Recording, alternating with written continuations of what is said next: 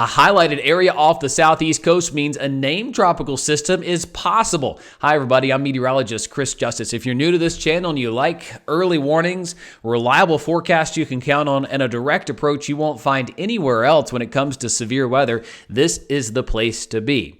Let's look closer at what I'm talking about right now, because the National Hurricane Center has a couple of areas highlighted, from a risk off the Carolina, Georgia, and Florida coast to Nigel, set to become a major Category 3 hurricane, and then a 70% chance we meet Ophelia later on this week. So there's a lot cooking here, and I do believe it's going to be a very active end to hurricane season. I love this map here, plotted by Tropical.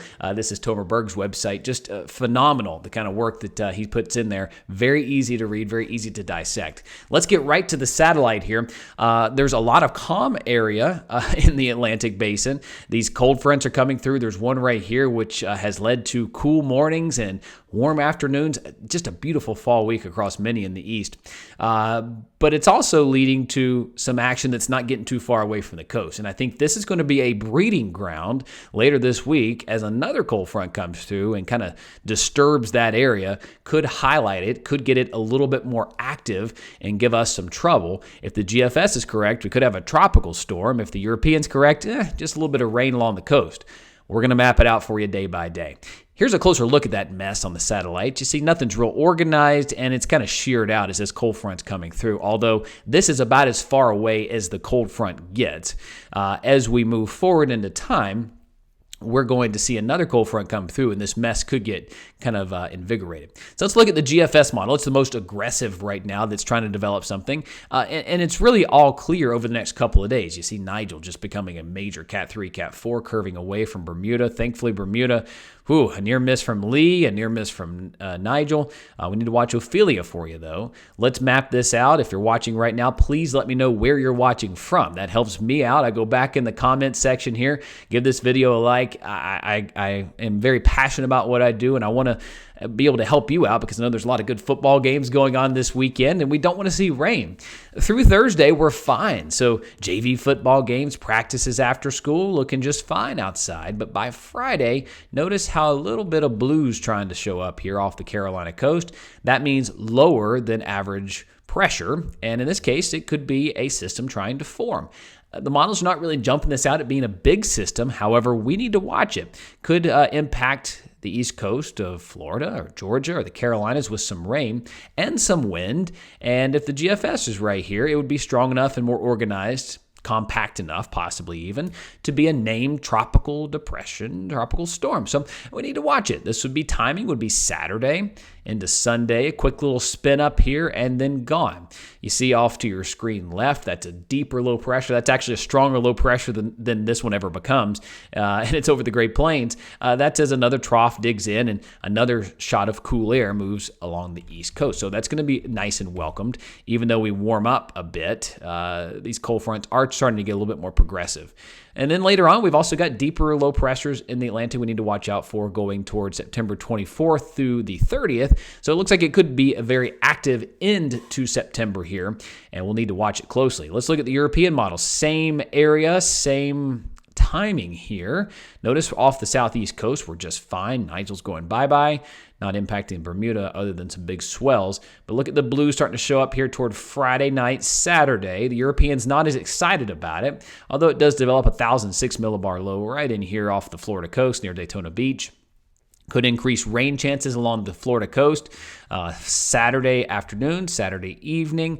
Kind of just sits there for a little while, according to the European. Could make for extra rain along the East Coast. It could be anywhere from an organized low-wind system to just kind of an annoying little system that sits off the Carolina coast and adds to rain in Charleston, adds to rain in Brunswick, Savannah, up through Myrtle Beach. So I'm not overly concerned about it. And folks, if you're new to my page here, you know that I will tell you when it's time to get concerned. And right now, I'm just not seeing anything to be too concerned about right now. But it does mean that we are watching it, and I will keep an eye on it very closely. Let's look at the rain impacts from this. This is the European model. It has a very good handle on it. There's our cold front kind of leaving this area a little disturbed over the next couple of days. And as we go deeper into Friday night, Saturday's time frame, notice how it's got some rain. little bit of compact rain here from Daytona Beach up through Jacksonville Beach, maybe as far north as Brunswick. And then it goes up through Charleston to Myrtle Beach. This would be Saturday, Sunday. So again, it could aid to our rain chances this weekend. The European wind gust swath, just not real impressive, but it does have some wind gusts in here, pockets of them at least, that get over to the yellows. Yellow would be 50 plus miles per hour, and then the oranges would be 60 plus miles per hour. So, the European doesn't look as organized, but it's certainly got wind speeds that would warrant a tropical storm. Doesn't look to be a hurricane. The GFS model is a little bit more aggressive. Let's map that out here. It's got a lot more organization with a swath here. You see it going up toward the northeast. All of that wind in this color right here would be 50 plus miles per hour. Then you got a few pockets up here that get up towards 60, 65. So the GFS shows, this could be a tropical storm and an organized one at that. But other than rain and possible inland flooding, it wouldn't be too much of a concern. In fact, let's look at the worst case scenario here for rainfall totals with regard to the European. Let's turn it on inches. The GFS here, worst case scenario, has a lot of that rain offshore. Let me back it up one model here to give us kind of a full picture here, going all the way out. That's too far. This is all the way to October. Let's go through the weekend here.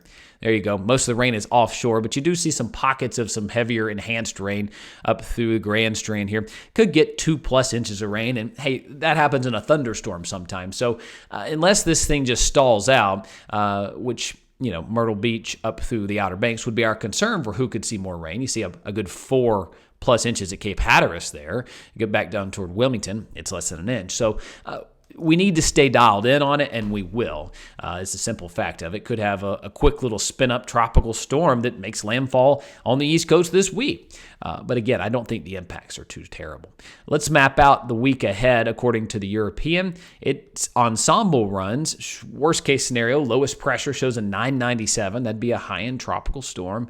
And then it moves up through the Outer Banks and then on its way. It's also got more activity we need to pay attention to, which could be Ophelia later on this week. Looks to get east of Bermuda. And for you folks in the islands, Windward, Leeward Islands, Puerto Rico, Dominican Republic, all this action looks to stay north of you, according to worst case scenario low pressures and tracks here.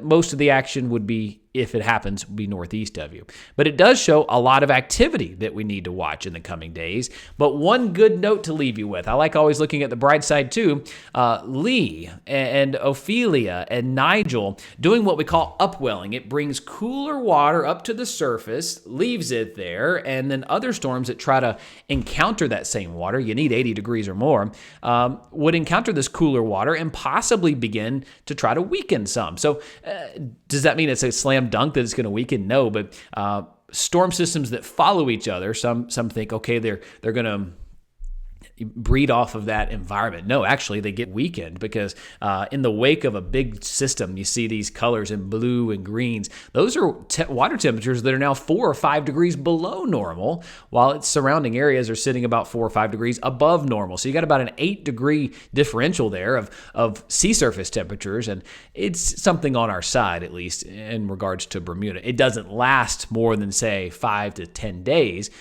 but it's something in the coming days that we would look out for, something being on our side. So, folks, if you appreciate these type videos, I would appreciate you subscribing wherever you're watching from right now. My commitment to you is to give you early warnings of severe weather, a reliable forecast you can count on, and a direct approach you won't find anywhere else. I've been doing weather on TV for 20 years, and it's a passion of mine.